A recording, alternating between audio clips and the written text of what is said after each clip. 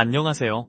여러분들의 복지, 지킴이, KBS 복지뉴스입니다. 지난 3월 국회 연금개혁특별위원회 산하공론화위원회에서 기초연금과 국민연금에 대한 연금 개혁안을 각각 2가지씩 발표해 큰 관심을 끌고 있는데요. 기초연금과 국민연금은 어르신들에게 매우 중요한 문제인 만큼 바로 설명해드리도록 하겠습니다. 영상 보시기 전에 구독과 좋아요를 눌러주시면 정보를 발빠르게 전달해드리는데 도움이 됩니다. 시니어 복지를 책임지는 KBS 복지뉴스 지금 시작합니다. 지난 12일 국회 연금개혁특별위원회 산하공론화위원회가 기초연금과 국민연금에 관련해 발표한 2가지 개혁안이 향후 500인 시민 대표단의 토론을 거친 후 이 중 하나를 결론으로 도출하고 최종적으로 국회의 논의를 거쳐 입법 여부가 결정될 전망인데요. 이번에 발표된 연금 개혁안부터 설명드리면 첫 번째는 기초연금 지급 대상 70%를 유지하고 지급 금액은 상향한다.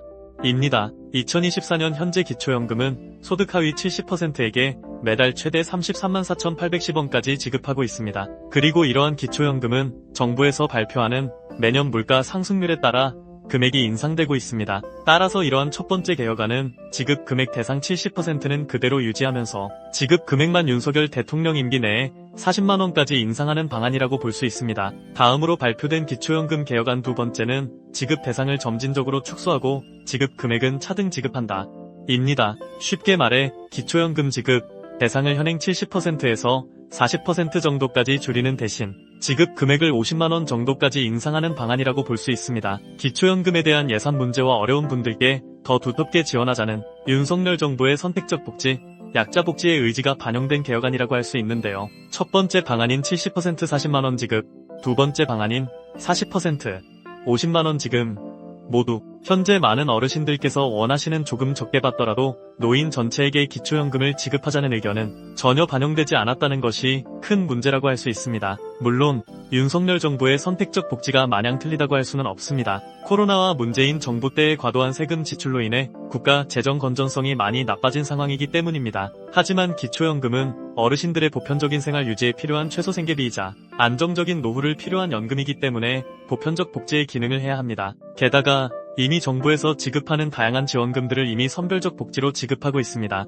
그래서 이러한 지원금들은 수급 대상이나 수급 조건이 맞지 않으면 절대로 지원을 받을 수 없습니다. 따라서 국민연금을 제외하고는 보편적 복지라고 할 만한 마땅한 노인 정책과 복지가 없는 상황에서 심지어 기초연금과 국민연금을 같이 받으면 수령액이 줄어드는 이 상황에서 기초연금까지 그 수의 대상을 또다시 줄이게 된다면 대한민국의 급격한 성장을 이끌어온 어르신들의 편안한 노후를 빼앗는 결과가 될 것입니다. 하루빨리 어르신들의 의견과 현실이 반영된 기초연금 전체 지급에 대한 논의가 이루어지길 바랍니다. 다음은 국민연금에 대한 개혁안 2가지를 설명드리겠습니다. 첫 번째는 보험료율을 현행 9%에서 13%로 점진적으로 인상하고 소득 대체율도 현행 40%에서 50%로 인상한다입니다. 두 번째는 보험료율을 10년 이내에 12%까지 점진적으로 인상하고 소득 대체율은 현행 40%를 유지한다인데요. 우선 국민연금의 보험료율은 임금에서 국민연금 보험료를 납부하는 비율입니다. 예를 들어 월급이 300만원인 직장 가입자라면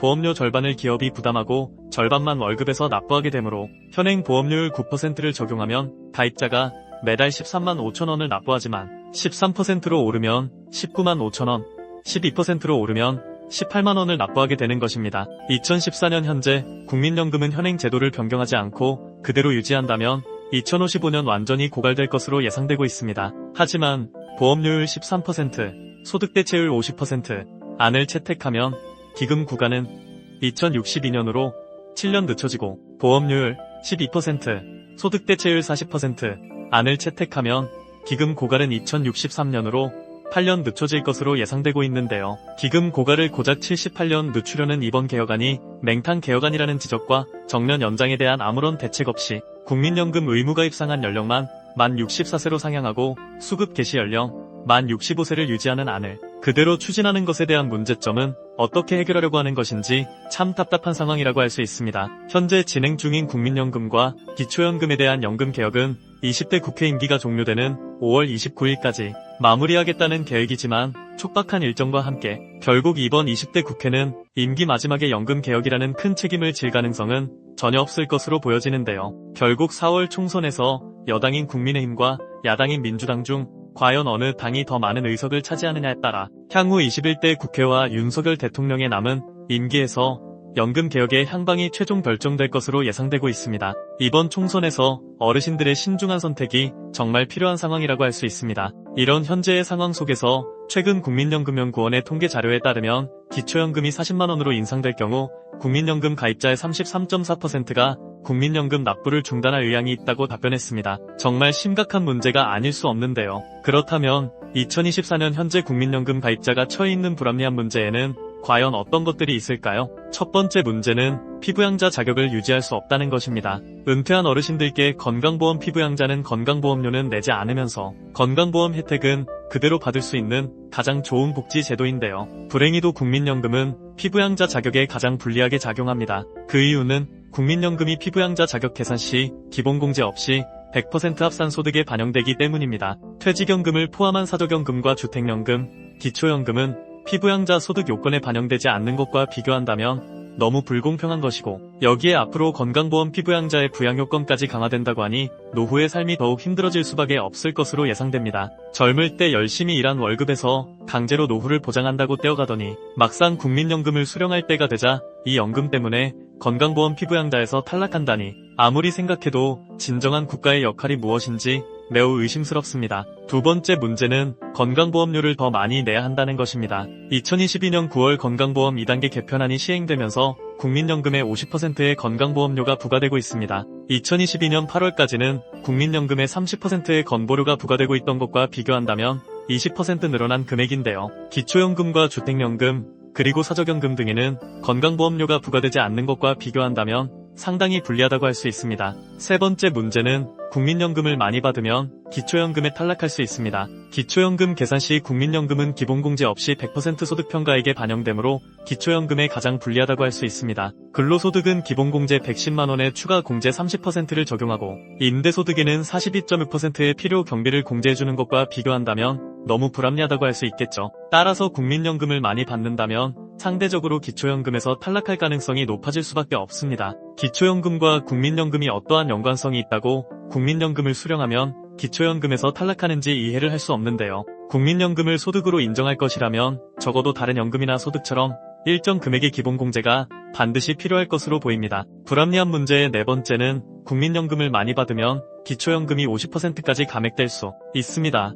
국민연금을 받기는 하지만 운좋게 기초연금에서 탈락하지 않았다고 하더라도 국민연금을 많이 받으면 기초연금 금액이 최대 50%까지 감액됩니다. 2014년 현재 국민연금을 50만 2,200원 이상 받으면 기초연금 33만 4,810원의 50%인 16만 7,400원까지 감액될 수 있습니다. 바로 국민연금 연계 감액 제도 때문인데요. 기초연금이 감액되는 금액을 좀 더 쉽게 설명드리면 국민연금 가입기간인 11년까지는 기초연금을 감액 없이 100% 모두 받을 수 있지만 가입기간 12년부터는 1년당 만원씩 추가로 기초연금이 감액된다는 점 꼭 기억하시기 바랍니다. 다섯 번째 문제는 소득세를 더 많이 내야 한다는 것입니다. 앞에서 설명드린 것처럼 국민연금에는 건강보험료를 부과하지만 소득세도 부과한다는 사실을 알고 계신가요? 참고로 기초연금과 주택연금에는 건강보험료에 이어 소득세도 부과하지 않습니다. 젊어서 일할 때 강제로 떼가는 국민연금은 이미 그 자체로 세금의 역할을 했는데요. 그 금액을 수령할 때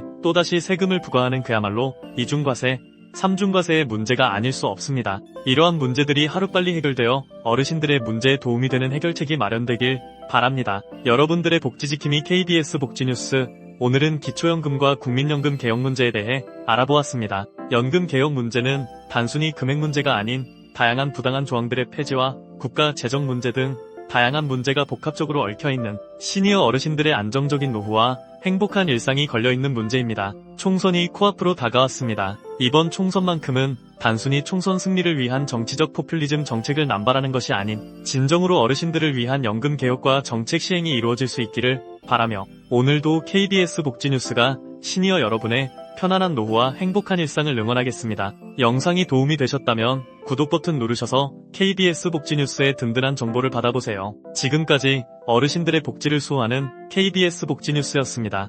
감사합니다.